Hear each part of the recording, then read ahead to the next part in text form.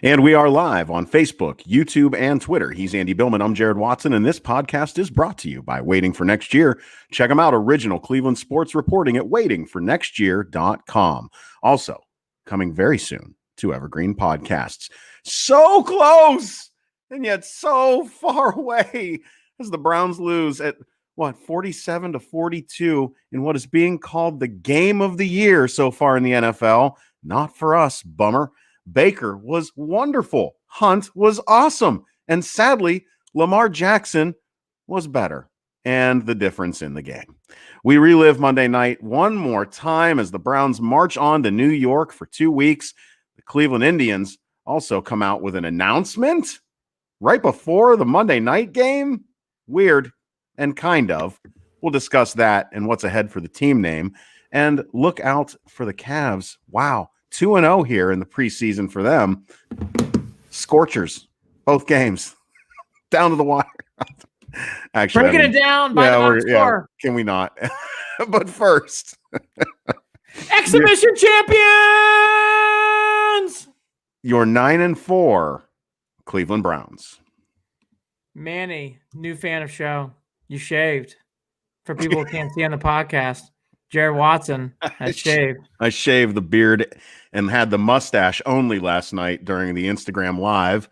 If you want to follow us on Instagram, it's at Official Cleveland Sports. Yeah, and that threw people off. I got a bunch of comments, Paul Blart being one of them. That was pretty obnoxious. I thought I felt more like a Ned Flanders. And it was unacceptable. And just like Baker, I wasn't good enough to keep the mustache. So hi, EJ. Yeah, I don't know where Jared is. We're glad to have Ken Carmen here in studio. So look, everybody. All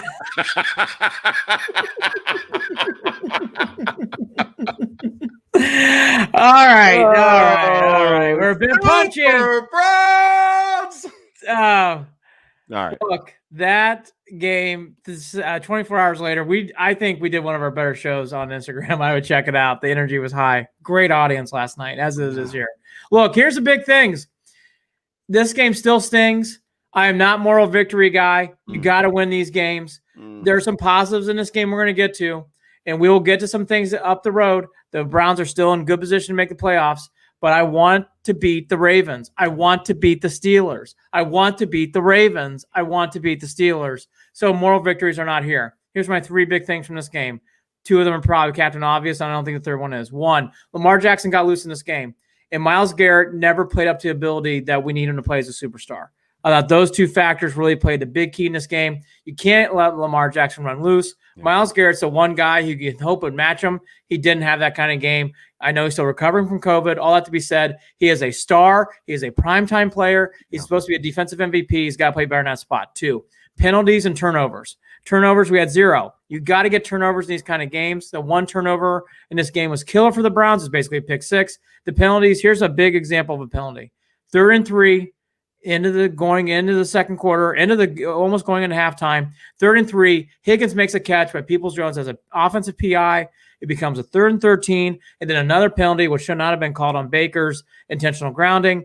Those 2 penalties, it seemed like throughout the whole game, we know that's a bad call, but the first one wasn't. Peoples-Jones did do an offensive PI. Those kind of things really stacked on the Browns in this game, penalties and turnovers. Last, the biggest play in this game to me, there's many, but this is one of them. It's 3rd and 11, and some guy named McSorley is leading the Ravens on what was supposed to be a 3-and-out again, and he completes the ball to Snead.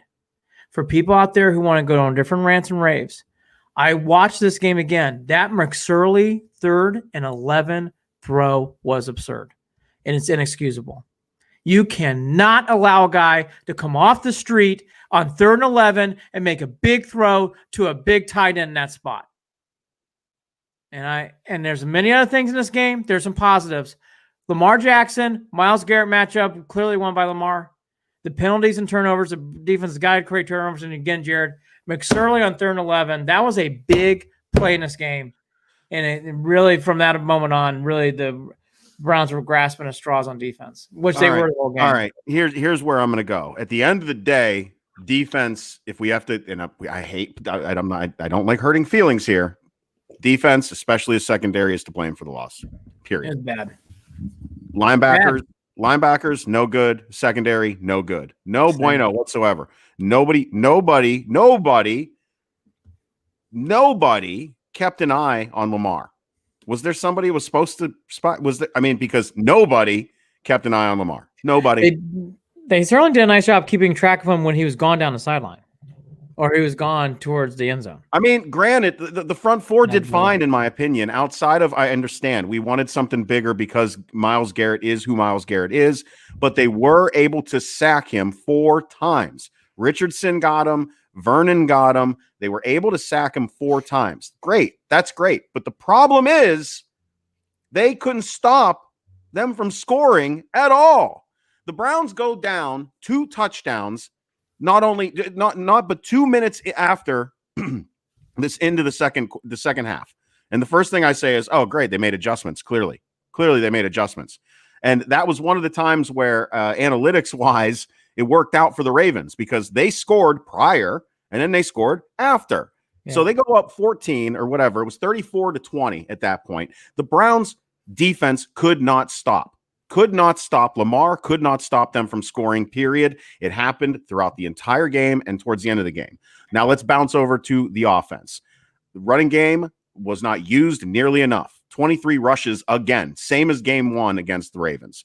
I believe personally, had they run the ball more early, as good as Baker was, and as many points as they put up on the board, if they would have run the ball more early, they would have run out more clock early, they would have scored, and they would have kept the ball out of Lamar's hands more often, not allowing the defense to be put through the ringer like they were. Now, would that have made a big difference? Would that have changed the outcome of the game?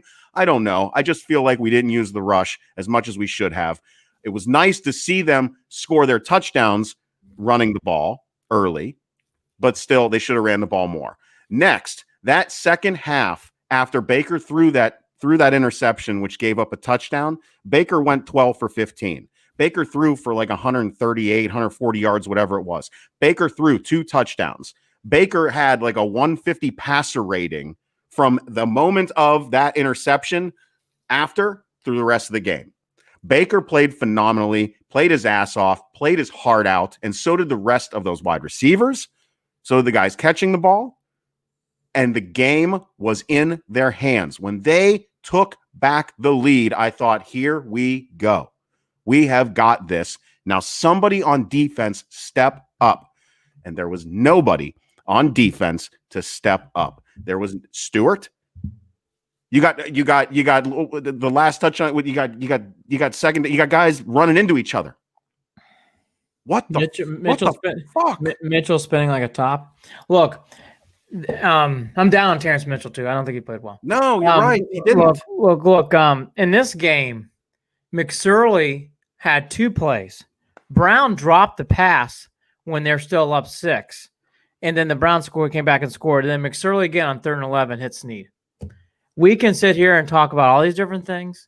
When McSorley comes off the street and makes 2 big throws, the first one dropped, second one caught for a first down. I mean, that's not good. That's not good. I know what Jared is saying, and we talked about this last night. Myles Garrett, according to Pro Football Focus, graded out the highest. And I can see, and by the way, Sione Takitaki did too, 78.6 for linebackers. And he did play well again last night. You can see it in the game. Malcolm Smith had a good game too, and he graded out well. Vernon's played, ever since bye week, Vernon's been great. He played well again last night. But here's something I'm going to mention about this. It's twofold. Myles Garrett, I think, is a superstar. I think you agree he's a superstar. You've got to play big in superstar games. He did not play like a superstar last night. I know he was triple teamed. I know he's getting held. You sometimes have to rise above that. And that goes not just on Myles Garrett, that goes on Woods. Woods has got to do a better job of getting Myles Garrett into this game. You cannot allow your best player to be taken out of this game. Second point, if Myles Garrett is getting triple teamed like that, then you know what? I felt Vernon. I need to see more Vernon. I need to see more Richardson. I need to see more Ogunjobi. Because if there's 3 guys or 2 guys on Garrett, then there should be more of a rush. more of a factor. I don't agree with the front four comment. I thought the front four played okay. Okay. They didn't play terrible. 4 sacks on Lamar Jackson. I mean, that's but that running game, Jared, was a sieve. Dobbins running okay, down the then that's where we get, and that's where we start to go. Where the fuck? And that's where we start to go. Where the fuck was Mac Wilson? Now, in fairness, if you want to blame on linebackers, I could agree there. I blame him more on the front four and the linebackers. I think it's a shared responsibility here. I'll give you that. I mean, look, you got in these spots, people have got to take responsibility. Now, they bit on every play fake.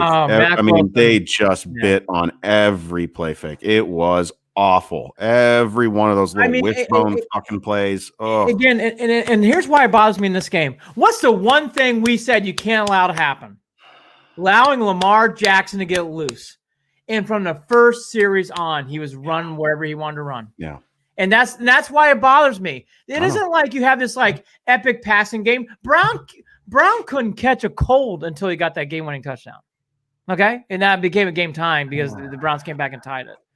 Jim Wetzel on Facebook, Matt Wilson is atrocious. I agree.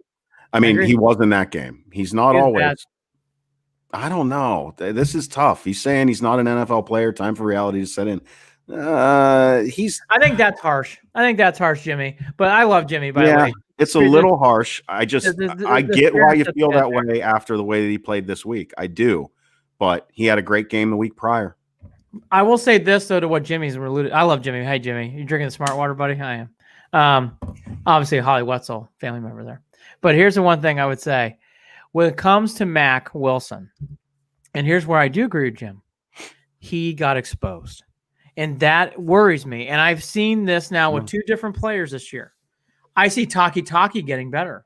I see Taki actually improving. I see Taki doing things where it's like, you know what, maybe he is becoming a better player. And the grades are starting to prove that. Mac Wilson has stuttered in 19 and 20. 20's been a stutter year. He just has not figured it out. Well, and that does make me pause. And in this game, he got exposed. I mean, he looked. Let me ask you this. Let's do this first. I know because this has been a real big conversation over the past day. There's a lot of folks that are saying the Browns should spend their first 3 draft picks on a safety, a defensive end, and a linebacker. And at this point, of course, I like it's odd to even be talking about the draft, but I get it. That secondary has a ton of injury. The team's got a lot of defensive injuries right now. But Manny Blasdell draft defense. All right. Here's the hope. Here's the hope. Denzel Ward's coming back. That's what I wanted to talk about. Harrison's coming back? Denzel Ward and Harrison would have made a huge impact on this game. Huge. Woulda, coulda, shoulda. Woulda, coulda, shoulda. Wish in one hand. I agree. I know. I mean, this is why Stewart's got to step up. Stewart. I don't even want to do the show, Andy. I'm so mad. Stewart stunk. Stewart stunk. He made a great tackle. Unfortunately, the guy was going out for a pass, but he made a great tackle on that pass interference. Well, I mean, in his defense on that one, Lamar underthrew it miserably. But you got to kind of be aware of where the biggest thing in this game, you can't allow one thing to go. That is letting a Lamar Jackson allowed to run around that field. And again, Joe Woods, hey, don't fire him. Bring him back. But, Joe, you got to learn. In that game, you got one job on defense. Where's 8? Yeah. Where is he? He got loose. And the thing is, we've learned this as Browns fans. As soon as Lamar Jackson gets loose early in the game, it's hard to get him back into the box. It's hard. He gets going. He starts feeling it. He is the most momentum quarterback I've ever seen, Jared. Meaning when he's feeling good, it doesn't get less. It gets more and more and more as the game goes on. And you can see it in this game.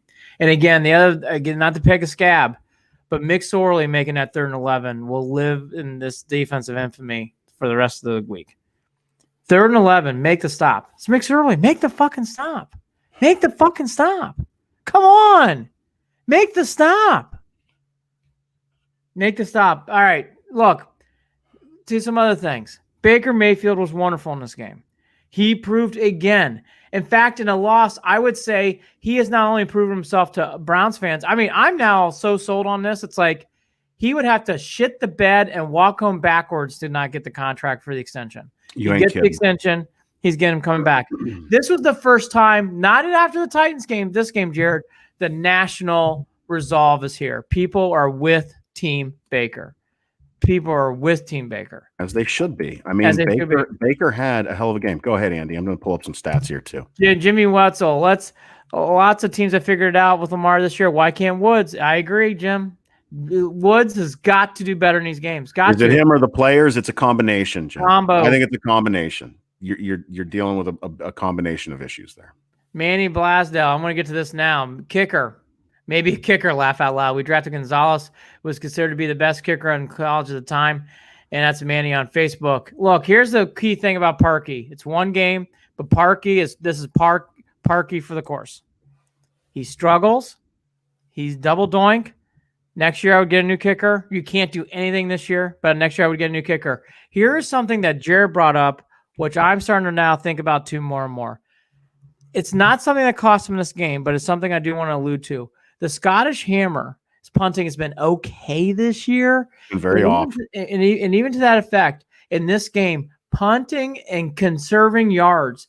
When he did punt inside the 10, no one was around the ball. No. They bid on the fair catch call. Yeah, bid on the fake. And then on that same drive where Baker gets caught for that, wasn't an intentional grounding, gets caught for it though. Scottish Hammer, I don't know what that was. That was a turd ball punt.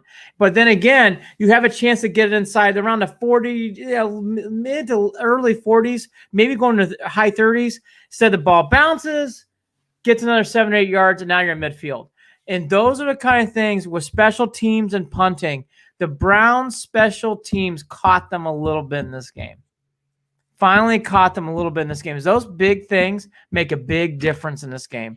Well, and my God, can that kicker for the Ravens kick the ball? My God. Tucker is about as automatic as they get. And I knew him going in there for that 55-yarder. I knew that was it. It was nice. The only thing that I had hope for was that we get a hand on it like we did on the extra point early on. Yeah, that was the only thing that I was hoping for, is that we can get a hand on it, because he will not miss.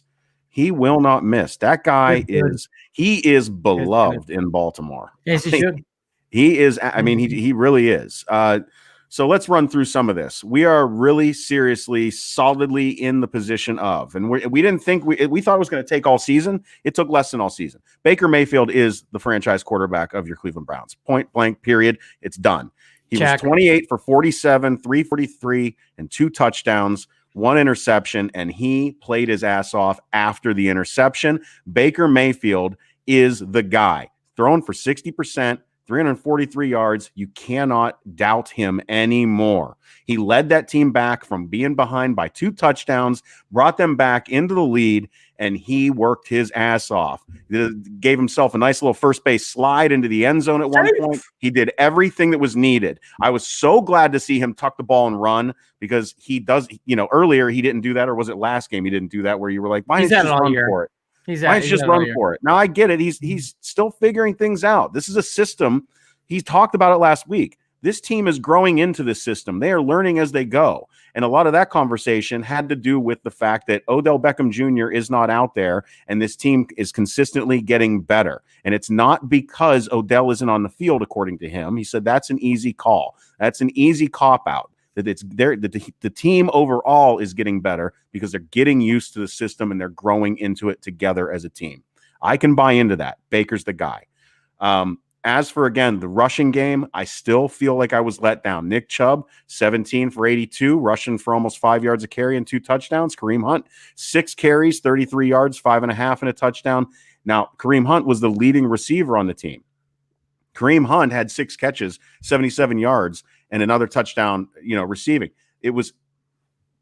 They offensively are there. They have superstars on this team that can score touchdowns. They can go down the field at will if they need to, and they can score. So the Browns offensively are there. They are a couple of key players on defense away from being that team. They really are. They really are. So I know no moral victories. I'm still so let down after. I mean, that game sucked the energy out of me. That defense laid a big fucking turd ball. And it's not going to take a couple players, I think, Jared. I think it's going to take a lot more than that. Because even when they get Denzel Ward and Henderson make it somewhat better. And they're good players, but they don't take them over the top. I'm talking about more than I'm talking about your Delpits. I'm talking about your Greedy Williams. I'm talking about into next year. That's all I'm saying. Yeah, next year. Right. Jimmy Wetzel. The other thing about, I want to get to what Jimmy said here. I don't care what anybody says about Bake. Dude has flat out stones on Facebook. Look, here's the big thing that I like about what Jimmy's saying.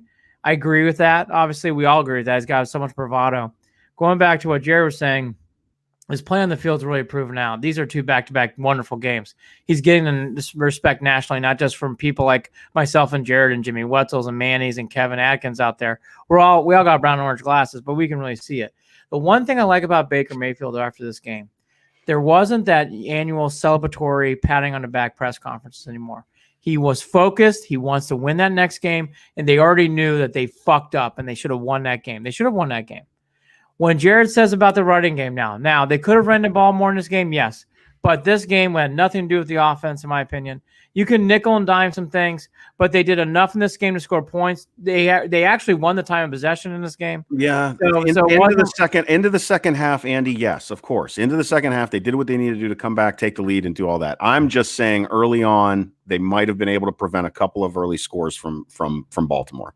That's all I'm saying. I don't know about that, but I will say this. You could run the ball more and maybe have more of it. I can see that. In this game, though, the offense played so well. I think it's more nickel and dimes. One thing about this team, though, that I'm hoping is just a one-game thing. These fumbles, I hope it's just one game, right? From Higgins and from Landry. We had we had 7 fumbles in this game. We didn't lose any of them. It's 7. Yeah, 7. That was absolutely obnoxious. 7. Any other season that would not have gone our way.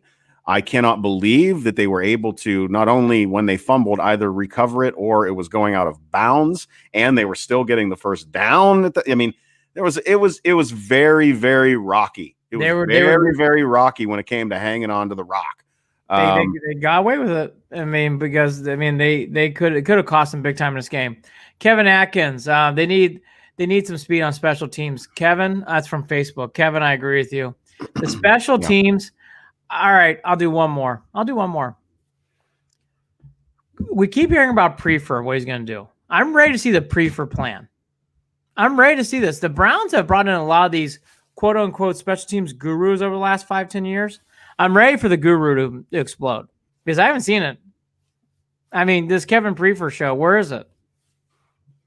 Didn't show up. Again, these are the big games. These are the games. Where's the special team? And this was coming off of a couple of games where the special teams looked like it was improving. Boy, kicking looked consistent. The punting obviously has been up and down no matter what, but that hasn't killed us yet. But they don't move fast. I agree. Jumping back over to some of these numbers that really just, again, they highlight the fact that this game should have been a Browns win. Total yards, 493 to 385. Browns just killed it. Passing yards, 355 to 154, obviously. But the problem is that 154, every time it happened, it was at the right moment for the Ravens. The first downs, we had 33 to their 25. Third down efficiency, they were a little bit more efficient, but we were more efficient on the fourth downs. Look, we had 76 total plays and they to their 57, and we had another 3, almost 4 minutes of possession. Boy. Well, again, should have won the fucking game. Should have won the game. You allowed Lamar Jackson to get loose. Yeah. I will say this though. We can go through it again. I'll go through the list again. Lamar Jackson getting loose. Where was Myles Garrett in this game? Really didn't feel his presence. Here's something else in this game again. When I can't hammer this home hard enough. When you have a chance at the end of the second quarter to score some points and you get a catch from Higgins and then Peoples-Jones is doing a PI on the other side, and then next thing you know, a crazy blitz, and next thing you know, there's that momentum, can't get the punt, can't really get it down where you want to, and you're in midfield, and bam, touchdown, all of a sudden, All of a sudden, Jared, it just starts getting whipped around fast. Now, here's another one. Then on 3rd and 11, when you're up by a point, you allow that fucking McSorley to throw a ball and get it to Snead. Those are the things. Now, the Browns have come a long way this year. The Browns have done a lot. This has been fun. Last night blew, but you know what? We were in a big time. People around us nationally now are giving the Browns a lot of respect. It's amazing. The Browns don't get respect after wins. They get respect after losses. But, I mean, that was it. That was all I heard was this Browns team is for real. Nationally, that's it. That's all I heard. It everywhere today. Everywhere today. Baker, okay, real quickly. We have not done this proper justice. We got to pump the brakes. There's one big positive so far that we're not acknowledging. The Baker Mayfield show, as Jimmy Wetzel said, is on full express. If you are not on board the Baker Mayfield Express, then I don't think you're getting what's going on here, because there's no more debate. There's no more Allen. He's getting his Tannehill. No, he's our guy. That game last night, he had one bad throw, and it was a bad throw, and it should have been a pick six.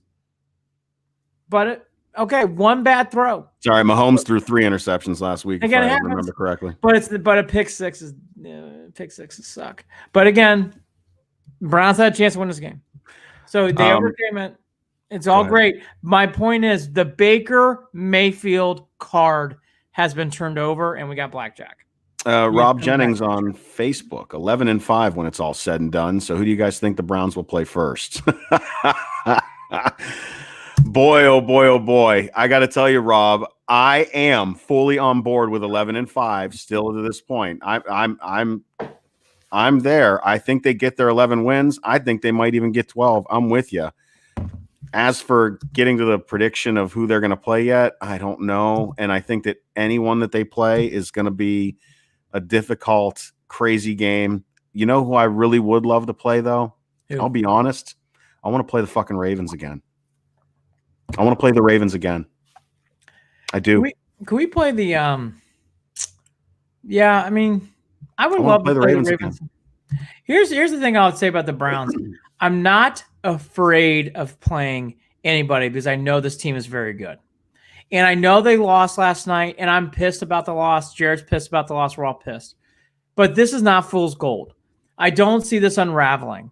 This team has got a long ways to go. Hey, you play Frank Sinatra, and you go in this way, we're going to be a part of it.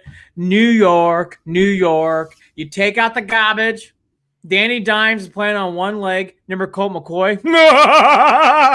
He's starting quarterback this week, it sounds like. Then you play the Jets. Then you go 11-4 to what Rob Jennings says, and then you're on your way. So everything's okay. Everything's okay. Here's the big difference. There's no more pad.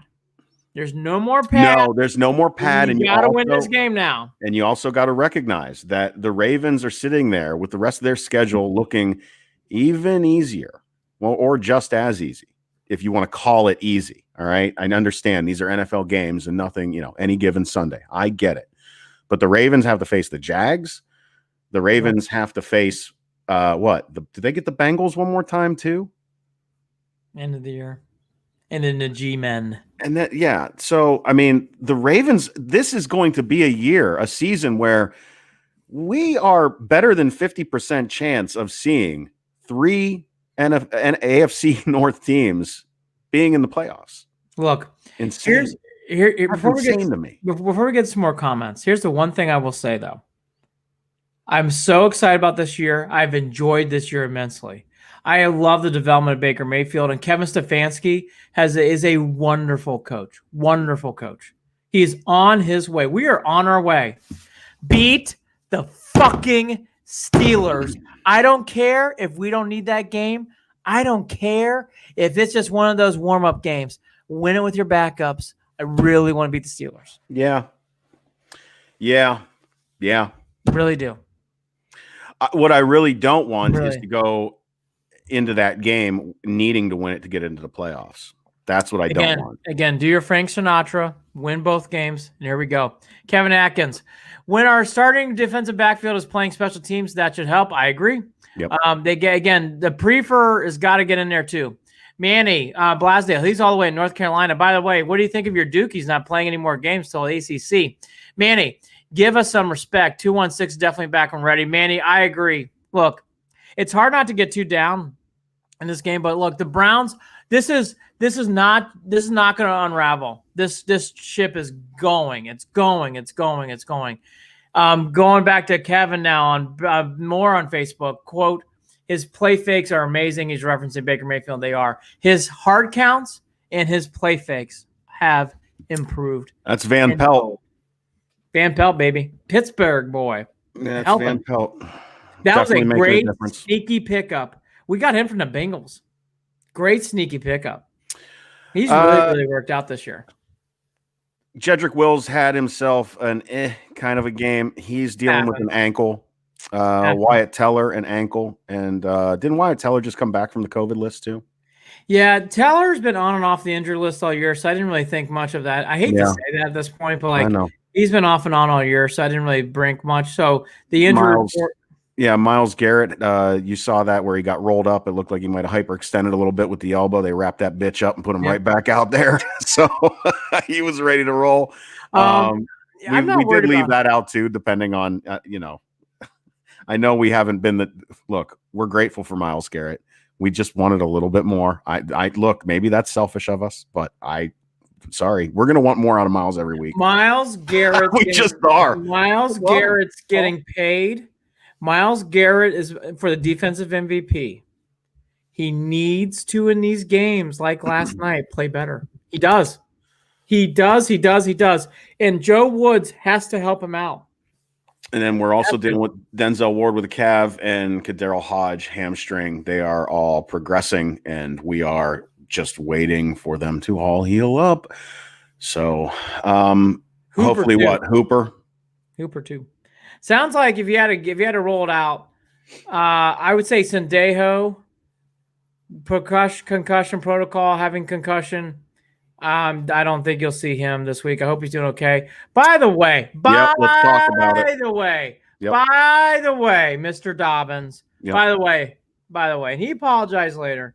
But for people who missed it, Dobbins afterwards, hearing there's in concussion protocol, Dobbins on Twitter, quote, "Boy better bring his big boy britches next time because I'm going to come after him strong every run." That tweet was later deleted by Dobbins. Dobbins said that. Dobbins deleted it. Then Dobbins responded with, "We all talk trash to each other and blah, blah, blah." And he tried to brush it over. And here's my comment to that was, Dobbins, if y'all talk trash to each other and you're telling everyone to calm down, then why did you delete the tweet? You deleted it because you knew it was wrong. Own it. That's right. Own it. Act like a Buckeye. Don't act like a Raven. Did you see the other asshole spit on Landry's back when Landry was walking away? Did you see that? I saw that. I watched it a few times. Here's my quick opinion on that. I can't tell if he was spitting where he didn't know where it was going or he's just spitting and try to get out there. I don't know. We hate the Ravens, so it looks like he spit on him. It did look like he spit on him. I don't know. I'm not going to say it was for sure. Disrespect. Look, Dobbins to me is worse. Dobbins, welcome to the rivalry. Now, someone on the Browns needs to take a hint of this and needs to put this on the bulletin board. Make sure to pop those guys a little extra harder next year. Well, let's also remember this too. It's not like Dobbins had himself a game. He played well though. He played okay. He only rushed for 50 yards, something like that. He did play well though. They could have ran him more. You know why he didn't run the ball more? Because fucking Lamar Jackson run everywhere. I know. God. I mean, how we know Dobbins is going to be good. Not have that in your game plan when that's it. Brown can't fucking catch. By the way, do we not? Okay, let's do one more.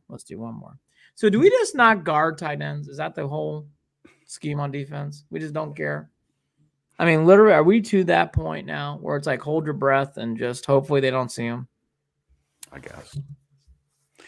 Andy, defensively, there's so much to be upset about. I don't know what else to say. It is not a good day when your offense puts up 42 points and you walk away with an L. At home. At home. With a legit home field advantage because you got 12,000 folks out there with a special variant allowed to stay. Third string quarterback coming in the fourth quarter. Now look, this has been a good season. Water and took it. This has been a good season. A lot of things have been going well. The season's still at hand. You have Pad. We need to, and we will on this podcast, move on from this because you cannot wallow in this. And again, because the Browns have been playing so well this year and because this is a good team, I think they'll be just fine going, keep it going. Here's the one big positive I liked about today. No one last night, no one today celebrated the loss. And I saw that on way too many past Browns teams. Yeah. I didn't see anybody give a complimentary, hey, we played a hell of a game. No, they said you could tell Stefanski was really upset today. It was good to see. At the end of the day, too, the Browns have not changed their position in the wild card race. They are still in 5th position, so they are still at the top of the wild card race. If they win out, they're going to hold that position. The Colts and the Dolphins are 6 and 7 at this point in the season. Oh, boy.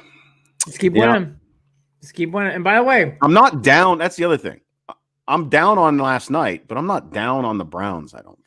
By the way, I want more of these games. I like the primetime games. I like these pressure pack spots. You play in big spots, you're going to win some, you're going to lose some. The only thing about last night, though, was there was too many. Here's the other thing I will give the Browns. They took the punches and they kept coming back, and I like that a lot. Didn't happen week one. Didn't happen week one, and it didn't happen the last time they were on Monday Night Football against the Niners. They have to tighten up some things. They realize that. This team has still not played a complete game. Now you're running out of games. You only got 3 more left. So you can only say that a couple more times, really. So hopefully the Browns can get nice and tuned up here in the next 3 weeks. And don't forget, the Browns got flexed into that Sunday night game. And according to what I'm hearing, it sounds like Colt McCoy is more and more sound like he's going to be the starter. What the hell is going on in New York? Giants got exposed. Giants are not. I watched a lot of the Giants-Cardinals game. Giants are not that good. They have a good defense. Their offense is awful. It's bad. I like going up against good defenses because our offense seems to play just fine against good defenses.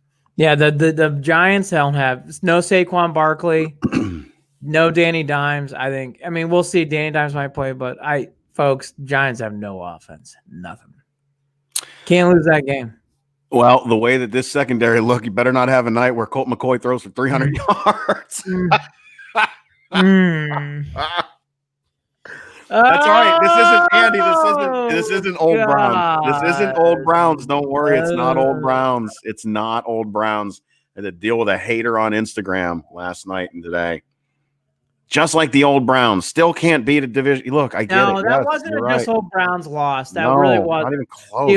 The only thing that old Browns would have been blown out, and old Browns, we wouldn't fucking care about them in December if this was old Browns.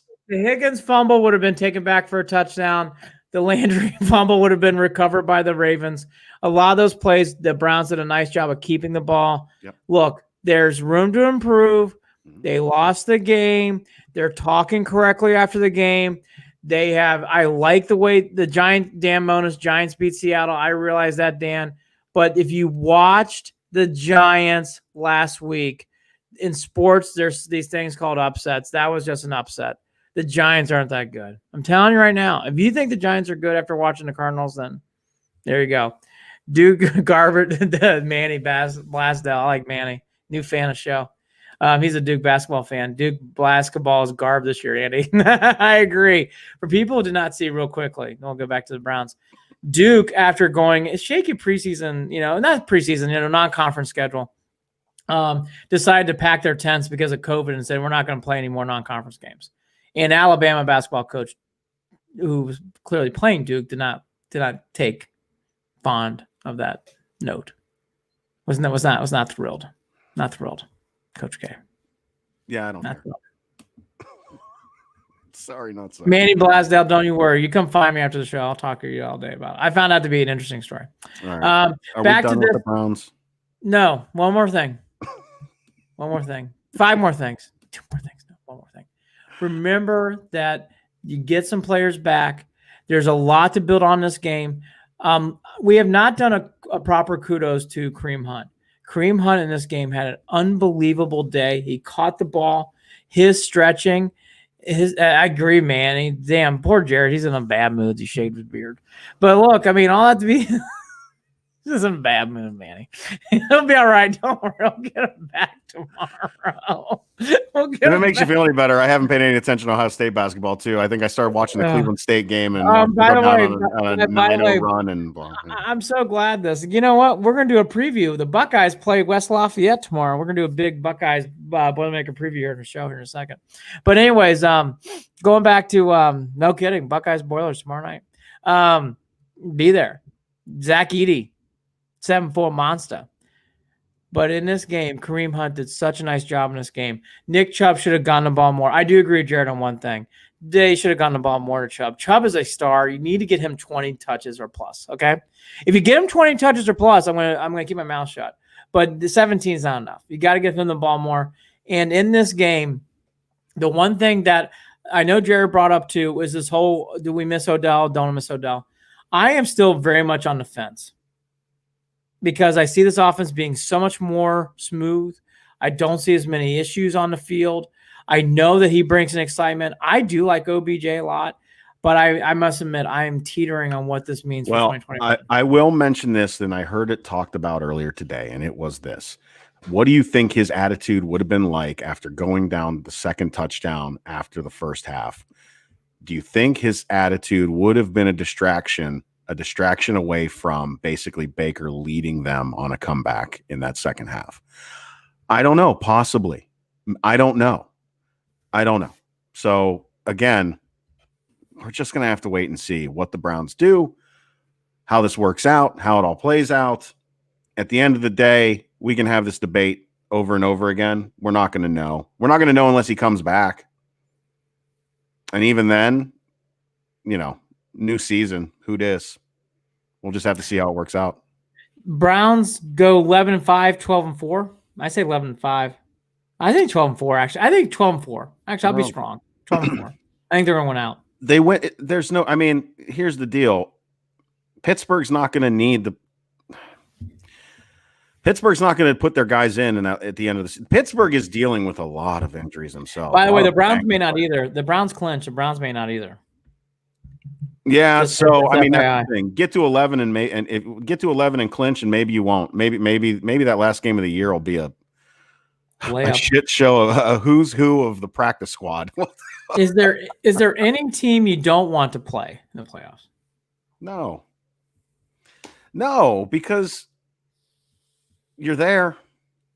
You're there. I would not mind if they don't draw on the Chiefs bracket. If you got to play them at some point, you're going to have to play them in the AFC Championship game. That's fine. If we get that far, I would love to play them there. Not until then. Well, I mean, we'll see how it goes. Let's. I still, maybe I am a little tighter here on a little more puckered than I wanted to be. Let's get these 11 wins. Not this year, for next year. So I don't think we're going to play the Ravens again. I don't think they're going to see them in the playoffs, just because of seeding, not because of anything else. Seeding. It's going to be hard for the Browns and Ravens to play again. Yeah. Do you think the Browns are now going to have to talk off season about how do we stop 8 in these 2 games? I think they now have to. I think you have to, because it's 2 games a year. He's in the division. They're going to beat. I think now Lamar Jackson. And you got to figure out this too. What are the Steelers going to end up doing? So yeah, you've got to be ready. You've got to be ready for the Ravens. Yeah. I think the Ravens now, because of what I saw from Lamar Jackson, you got to really put some emphasis on how you're going to stop them next year. I am so tired of him making me look dumb after days after making a call. Like, by the way, I'm done with that too. He is wonderful. God, he looked great. Are you more worried about Lamar or Joe Burrow? I'm more worried about Lamar. I'm only worried about Lamar because we can't figure him out. Can't fucking stop him. It's amazing. Isn't it amazing how one game can change your whole perspective? Does it every time too. Does it every fucking time. Well, I'm done. Come back on Friday. It's gonna be a fun Friday show. Yeah, we will preview the Sunday night game against the New York Giants, and we'll have that ready for you. We will also, I'm guessing, it's a primetime game. We should probably, what are we going to do? We're going to do Instagram after the game Sunday night, and then do a show Monday morning, I think, right here. Or Monday again, night. Yeah, or Monday night, correct. And so, again, at Official Cleveland Sports is the Instagram page. Check it out. Get signed up at Official Cleveland Sports. A couple more comments, and we'll get to the baseball team name change. Yeah. Brandon, another favorite story. Brandon Rhodes, you guys are better than the damn Ravens. That was your game from Facebook. Yeah. I agree. Thanks, Brandon. Yeah, I agree. I just didn't work out, man. Just didn't work out, brother. Did not. I love Manny Blasdale. Quote Aaron Kraft. Boy, Aaron Kraft shout out. Even though I'm a big Boilermaker fan, I remember Aaron Kraft very well. And then Manny Blasdale one more time. Facebook. Then it's time for the Indians. Said to be not too much longer. Manny Blasdale. But back to the Browns. Got to establish the run early. Baker threw over 40 passes. Yeah, Jared hit on that, and I poo-pooed it a little too much, and I agree. Let's get back to something that's important. The Browns running the game 50-50 with the pass makes a lot more sense. And this game, I don't think it impacted the game. I really don't. But Manny is right. I've been saying it. Jared's been saying it more today. I mean, I got to get back on that. I think it allowed them to get up early. It did. 45 minutes, 46 minutes. And I will say, in fairness, if we were not Browns fans, that was one hell of a game. And I know that. Hell of a game. It's being called the game of the year in the NFL. Yep. Hell of a game. Well, yep. You know, there's something in life called timing. And the Indians on Sunday night, I should have known. It was that weird, like, are you kidding me? Leaked out that they're going to have a team nickname announcement. And then Monday came. And what happened? Your Cleveland Indians for only one more year. The Indians have announced on Monday that they're going to keep the team nickname for 2021. However, through minutes deliberation and delegation, they're going to change it into 2022. Quote from Paul Dolan, "We will be the Indians in 2021. And then after that, it is a difficult and complex process to identify a new name and do all the things you want to do activating that name," end quote. Here's something that he gave to ticket holders. Quote, "As a fifth-generation Clevelander," this is Dolan again, to the ticket holders. Quote, "As a fifth-generation Clevelander, I understand the historic impact and importance of this decision. Like many of you, I grew up with this name and have many great memories of past Indians teams, the World Series appearances, Cy Young Award winners, the long win streak in MLB history, and countless other forgettable moments, etc., etc., etc." He goes on to say at the end, "I sincerely believe Cleveland is the most important part of our team name," end quote. I'll give my thoughts first. That is the most important line there. Cleveland, this is the Cleveland Baseball Club. There'll be something nicknamed in 2022. That's the most important thing. Jared and I have stated on this podcast, and I'll state it again. I agree with the second statement here from Dolan. I understand why people are upset. I understand why, because our memories are with the Indians and Chief Wahoo in the 80s and 90s especially. That logo was implemented in there. I do think, though, this is a good change. I think it is the right change. There are a lot of Native Americans who are very upset about this, and they consider it to be a racist name and a racist emblem. So with that, I'm a big guy in peace and love. I don't want to offend anybody. Let's change the team name. Let's do something new. I think it'll be a good, fresh start. I know it upsets a lot of people, and I don't want to hear to step on feelings. I get that, because that's our memories as we are as Indians fans. And driving up and seeing the big Chief Wahoo as you come into the old municipal stadium in the 80s and 90s for me. All that to be said, I think this is the right move. I think it is the correct move. I don't understand why they had a press release just to say they're going to hang on to it for one more year, but okay, they did.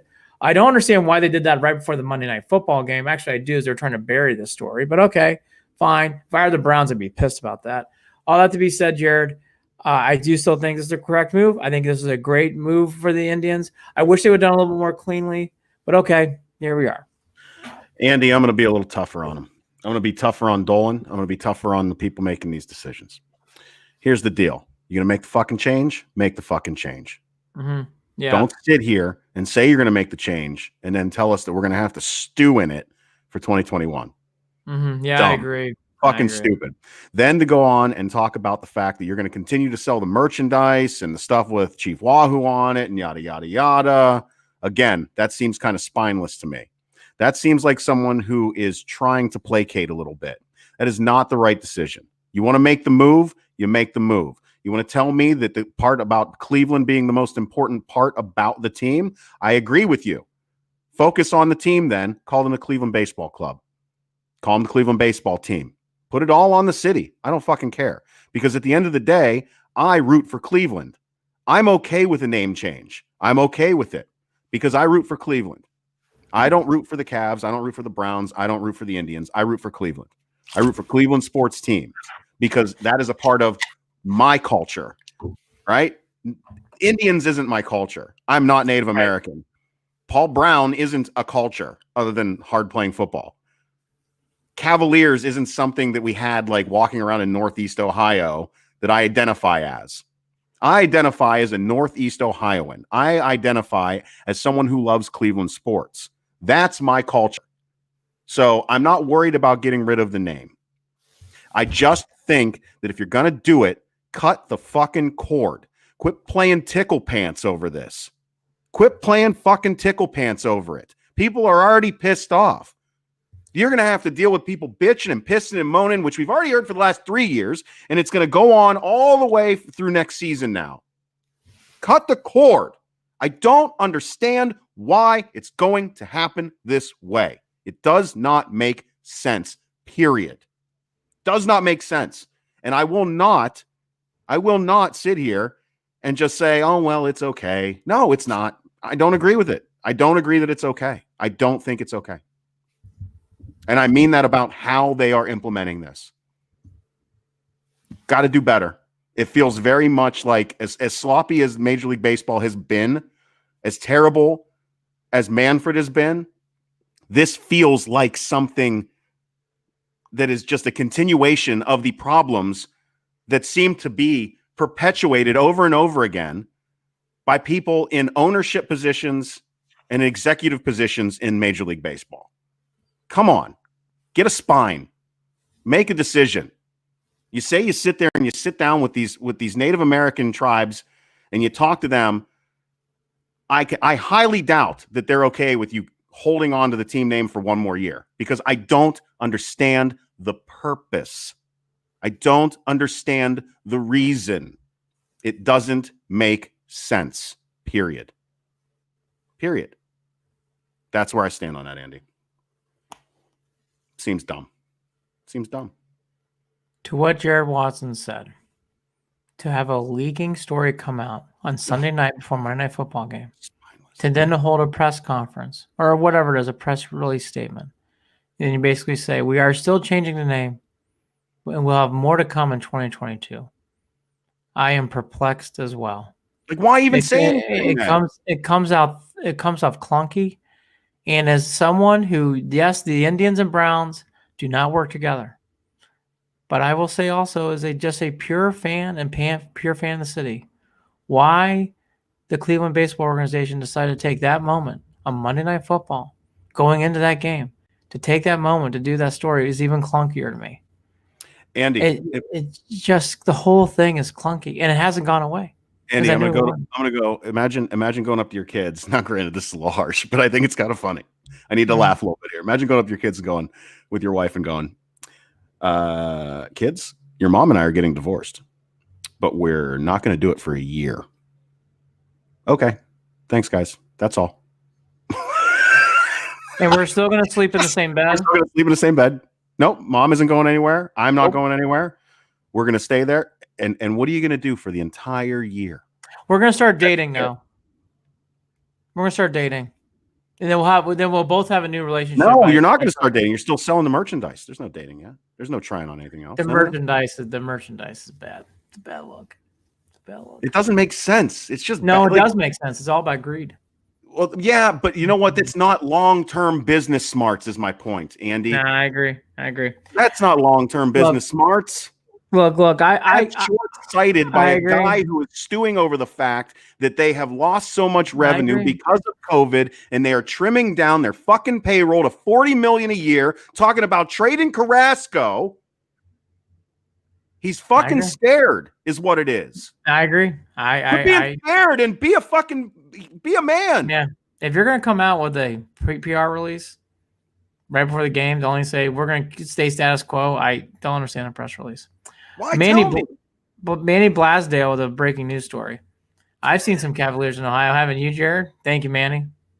Horses and all. There's nothing back in my day. There's nothing as good as a Three Musketeers bar after a Browns game, by the way. Thank you, Manny. That's a very, very, for those who didn't see it, Manny, I've seen some Cavaliers in Ohio. So just, making sure. I'm trying to keep my humor on the show. This has been kind of a dark day. Look, there's nothing. I don't have anything more to add about this press release thing. No, done. So we get to talk about it. They don't deserve any more. That's my say. We will do guessing games next January. Please submit all ideas to Cleveland and Beyond or the official Cleveland Sports page. We'll be happy to take in. We'll do a raffle about what we think our new favorite name is, and it'll be a fun year, 2021. Yeah, let's do that. 300. Let's do this for every 162 games next season. If they have a full season, 162, and start on time, every game we call them a different name and just try it on like we'll a new pair of hands. Kevin get a vote, Brandon get a vote, Monas can get a vote, Manny can get a vote. We'll all get a vote. Kevin Adkins on Facebook. Call them the minors because they develop all their talent for the rest of the league. Developing your Carter days. Developing your prospects on corner Carnegie in Ontario since '99. Well, that's the Indians. Next week we'll do more rumors about Cookie Carrasco and Lindor. That'll be fun.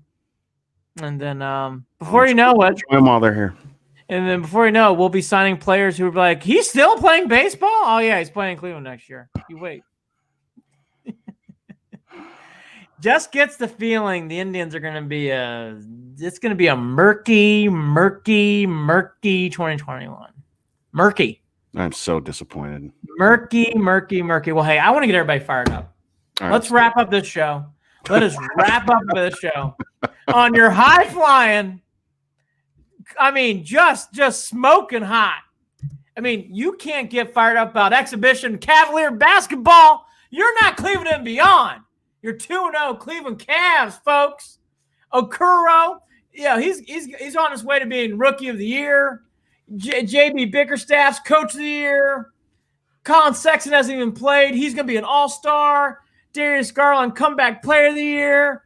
We're going to playoffs. We may not lose a game. Kevin Love, MVP contention. Oh, yeah. We're not trading his ass. Fuck no. The rebirth of Delhi. Yeah, Delhi. He's in concussion protocol. No biggie. No big deal. No big deal. We're cutting down the nets in June, even in professional basketball.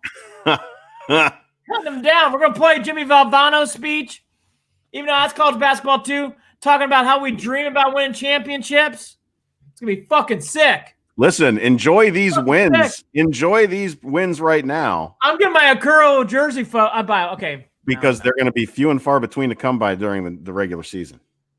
Yeah, I agree with Manny. Love's going to average 30 this year. Look, here's some little nuggets. And I got a hot preview coming up here in a second. But and we're going to do more on the Cavs Friday. And I'm going to do more on the Cavs tomorrow, and I'll tell you why in a second. But let's go back to the little nuggets. Okuro's playing really well, and he looks really good so far. And I do think that's a big positive. I only watched a good portion of the second and third quarter. It's only a preseason game. Garland looks better. Doesn't look great. Doesn't look good, but Garland looks better. The biggest other touchdown I got is that guy Windler, the guy we drafted last year we didn't see. He's playing, and he can shoot the ball. I like that. I would not weigh any more stock into this preseason. But Okuro, good start. Garland looks better, and Windler can shoot. Those are good things. If you're going to watch the Cavs this season, just be prepared to spend your time, A, enjoying them when they're fun, and mock B, draft. Watching them to see certain players develop, because that is really the only purpose and reason behind watching the Cavs this season outside of the fact that you're a Cavs fan. Andy has to pay for it. I, thank God, am back in the local market and do not have to pay for it. I will get to watch these games for free outside of the cable bill. Thank God, because otherwise I would not be paying for it this year. Andy's going to, and I understand why. But my goodness, it's going to be rough. It just is. I'm not going to let Jared Watson shit on my Cavs parade. JaVale McGee MVP. Fuck yeah, Manny Blasdale on Facebook. Fuck yeah. We're going to win 12 games. It's going to be a sick 12 games. We're going to be the best 12-71 team ever.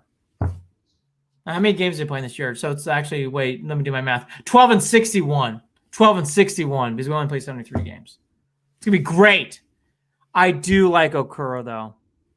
I'm excited about Windler. Jared Watson's right. I'll be watching every one of these games. And that $120 bill, I'm going to try to ignore. That bill. Okay. It's a little tough. I'm so excited about exhibition basketball. Calling it now 8th seed. I agree. Let's raise it to a 7. They're not. Let's raise it to a 7. No, they're not. Let's It'd be fun if they did. Not a chance. 6 seed? 5 seed? Watch out, Bucks. I saw your big signing. Wait till you see Okoro. Coming to your house. I can't joke anymore. It's good to see Okoro. It's really good to see Okoro play well. I like Okoro. Cool. I like Windler. Like I said, I'm going to watch the Cavs just to have a little bit of fun, but I don't have. Oh, buddy, they're not going to be good. No. They're not going to be good. Mark it down, December 15th. Remember this day. Stop. I love Manny Blasdale. Just stop. He's the new #1 fan. I'm giving you a bunch of diamonds. No, EJ's going to be very upset. I know. Poor EJ, don't listen. Tell Clark I said hello. Kevin Atkins, how can a team that has so many pieces that good teams want not be any good at all? We got pieces of puzzles. They're just all from different puzzles. Oh, Kevin Atkins, we need more of you. Don't you? It's been the listeners that have been the bright spot of this episode. They are coming in hot. They were coming in hot too on Instagram last night. Good job. Oh, funny stuff. Can we break down Buckeyes Boilermakers? Real quick, you're talking about a Big Ten where Big Ten's good this year, right? Big Ten's really good this year. They're very good. Illinois Big Ten might have 10 teams getting into the tournament.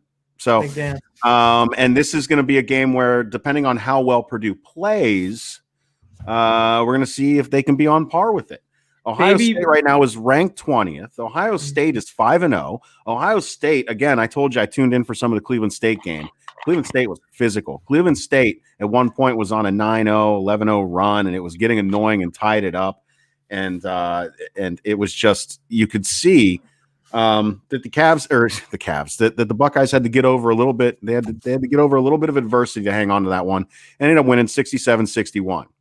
I don't know what you're expecting. I don't think that Purdue wins this game, Andy, but I do think that it would go a long way if Purdue was able to hang. And it's going to be that way throughout the season so that they get an invite.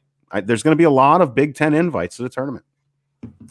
I'll let you respond to that one Facebook note. Here's one thing I would say.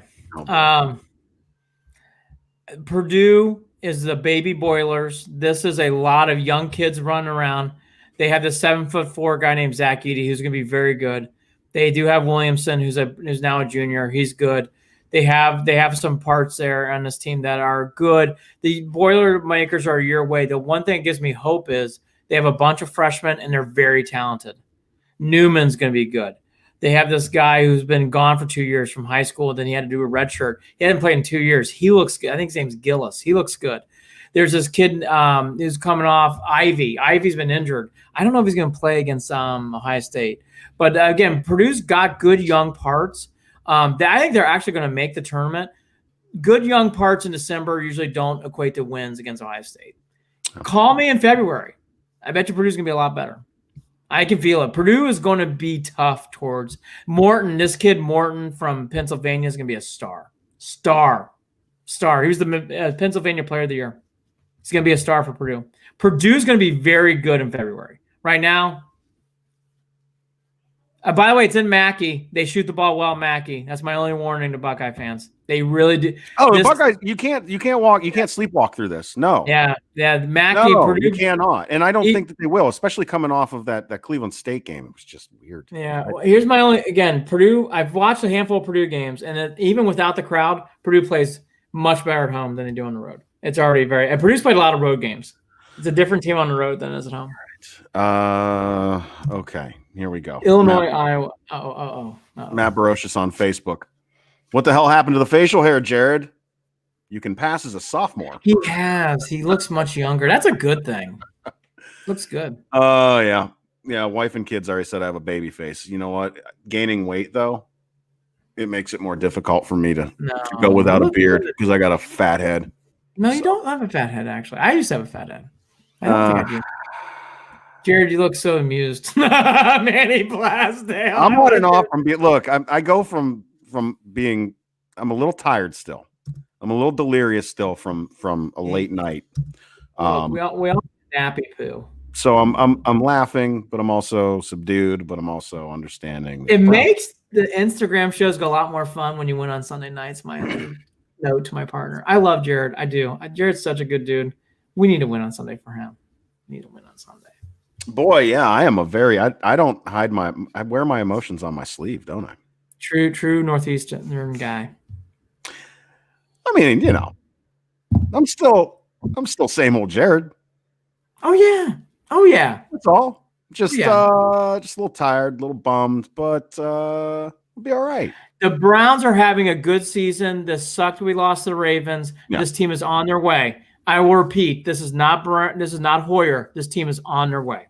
They will beat the Giants. They will beat the Jets. Everything's fine. You don't get the halftime prediction on Friday. They're going to beat the Giants. Check us out on. Oh my God. Bucket. Let me interrupt you 2 more times. We are part of Waiting for Next Year. Check them out. Original Cleveland sports reporting at waitingfornextyear.com. You can watch us live on Facebook at facebook.com/Cleveland and Beyond, and on Twitter at CLE and Beyond. Shoot us an email, andyandjared@gmail.com. That's JARID. And on Instagram, we're there going live at Official Cleveland Sports. Check it out. We're going to be on there, like I said, again, after the Giants game, after we beat the Giants Sunday night. Andy and I will be on live, so check that out. And don't forget, we are coming soon officially to Evergreen Podcasts. Andy, final thoughts? I have a lot. Manny Blasdale makes a good point. Manny's new to the show. I know Kevin's new. So I was born in North Olmsted. I moved my latter years in Columbus, Ohio. So I did my high school years on High Street, Bishop Watterson High School. I went to the University of Toledo, and then I got a job right out of Toledo at ESPN, worked at ESPN for 16 years, directed a few films, and now I'm based out of Connecticut. I live in Cheshire, Connecticut, but I directed the film Believe Land, and that's how I got to here. And then Jared Watson's story. So I will throw this out here too. We do have a lot of new listeners. So I am born and raised, born in the Northside Hospital at Youngstown, Ohio, but born and raised in Struthers, Ohio. Right there on the Mahoning River in the Mahoning Valley. I played baseball my whole life, had a scholarship and played out in Indiana at Indiana Tech, an NAIA team, and quickly threw that away. I was way too immature to be away from home at 18. Came back home and basically jerked around for 5 years until my mom looked at me and said, "You're the same person you were when you graduated high school." And I said, "That's not a good thing." So I signed up for the Air Force and I joined the military as a military broadcast journalist and was doing morning shows in Korea, Italy, Afghanistan, was producing short documentary films. They sent me to Syracuse University for a year. I was with the Air Force Thunderbirds as their broadcast journalist and documentarian for 3 years. Actually got to do my first air show with the team in Cleveland, and my last air show with the team was here in Youngstown. Amazing. So awesome. finished up and got out of the military. Medically, I got a bum hip, got the hell out and hung out and worked for a CBS network for a short while, and then jumped over and started teaching military broadcast journalists. It's the Good Morning Vietnam stuff. So if you've seen that movie, that's kind of what I got to do. At least one aspect of it. And so after I was teaching at the Defense Information School for a year and a half, I started a show called Just Another Cleveland Sports Fan. During that time, where I met Andy because I was reaching out to folks and just trying to do something that I love, because Cleveland sports is what kept me connected to home in those 15 years that I was, basically overseas or traveling the world. And I've never been apart from Cleveland sports. It's in my blood, it's in my veins, and I have been living back at home in Ohio, in Struthers, and just bought a house. And it's only been 4 or 5 months that I've been here. And it's such a blessing to be back with family, to be able to do this show, to be able to do it with Andy during a pandemic and in different states. And we've been doing this show for more than 2 years now. So there's our short little bios for anyone who's new that's listening. We spend many days together. I think it's all been 2 hours at a coffee shop in Cheshire, but it's been great. It's been Kevin. Sorry, Kevin's right. Kevin's right. Yeah, need your bios on the page. Yeah, Great. No, listen, we're actually waiting to launch a new page. We are waiting on a few things, graphic wise, and branding wise, and we are going to be relaunching some things with the new branding and hopefully some digital advertising, and really again just pushing forward with the show because we love it, and it's turning into something that we think it's going to turn into something that we're going to want to do for a long time. So. And when we say Holly Wetzel's a big part of this. She joined Set the Edge. That's a part of this programming network. And also we have a Kaylee Waterhouse, who you're going to see physically soon. She works behind the scenes a lot. Holly and I do a show called Set the Edge. Jared's going to be doing some new content as well through all these different networks and stuff. And then you got Kaylee Waterhouse. Holly's a big part of this machine now. Jared gave birth with him and I in the birthing room. Then we added Holly. Then we added Kaylee. And here we are. And we're just rocking and rolling, doing our little thing. But Holly's a big part. And for tomorrow night, Holly is good friends with Jason Lloyd, who writes for The Athletic. Yep. And he's going to come on to talk Cleveland Cavaliers tomorrow night during about midway through the show. Okay, good. So he's going to come in and talk. We're going to preview all those things. And Kevin Atkins, you're the man. Manny Blasdale, everybody out there, thank you. Great banter on this and on Instagram. I love the banter. Keep it up. Really appreciate all the kind and warm remarks. It means a lot. Even the ones that aren't so warm, they're fine. This is something that I've always said and that I talk about, off air a lot, anytime in my career. And that is this: I don't care how many people are ever listening or watching. If one person is, I am more than appreciative, because you are taking your time out of your day to listen to words that are coming out of my stupid ass mouth. And I have to be grateful for that, because, you don't have to take your time to do that. No, and we are, Cleveland sports, it feels like we are a family. And this is something that I've wanted to do for a very long time. And I'm very grateful that we get to do this. So, couldn't ask for a better co-host. Couldn't ask for a better co-host. Right. For a better group of folks that we're putting together with Holly and with Kaylee. And we're going to be adding a couple additional people. And this is going to, it's growing for us. I'm getting a little nervous because it's turning into a network. And we're really going to have to start, managing some things. And I'm a mess as a human being. So that's going to be fun. Browns are going to be just fine. They're going to take New York. They're going to go down Park, Fifth Avenue. The Jets, that's a bye week. Everything's going to be fine. Tomorrow night, Holly Wetzel and I, then I guess at some point Jason Lloyd for some Cavs. A lot more probably in the Browns, to be honest with you. So that'll be fun. Jared and I back on Friday for the G-Men and the Brownies. That'll be fun. Little Buckeyes, Wildcats. A little bit for me is I'm a huge Notre Dame football fan. Even though I got the Purdue flag behind me, I love Notre Dame football. Irish Tigers And then at night, we got the Tide versus the Gators. And for people who didn't see, there was a shoe incident in the Gators LSU game. That was a bit silly. Who throws a shoe, honestly? A 3rd and 10, game's over. Throws a shoe. Who throws the shoe? By the way, friend of the show, poor Buddy Martin. Oh, poor Buddy Martin. That was a terrible loss. Oh, what are you talking about? Loss. That was a bad loss. All right, I'm going to wrap this up with one thing. I kind of buried the lead on my life. 90.7 WKTL. That's where I started. Struthers, Ohio, the high school has the first ever educational radio station. It's been there forever. I fought like hell to make sure the school didn't sell the rights to the airwaves. Thank God they haven't, but they have leased them out. So if you listen to the Summit, if you're familiar with 90.7 and the Summit, well, we've got our tower over here at Struthers High School and have been broadcasting out of there. A lot of polka music. I used to do play-by-play for the Wildcats and broadcast polka music during Ethnic Hour.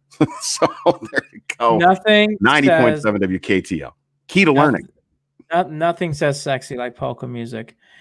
Everybody hang in there. The great ride continues. And let's end on a positive. The Baker Mayfield Express is chugging along, and it's great to see. And this team is really 9-4. We were all signed up for it. Just keep chugging. It was a bad loss. It's okay. There were some good things in this game, too. We're on our way. Let's just take care of the G-men. Take out the garbage. They're not good. Take them out. Take them out, Jared. Time to move on. He's Andy Billman. I'm Jared Watson. 9-4. I never thought we'd be here. Mm-hmm.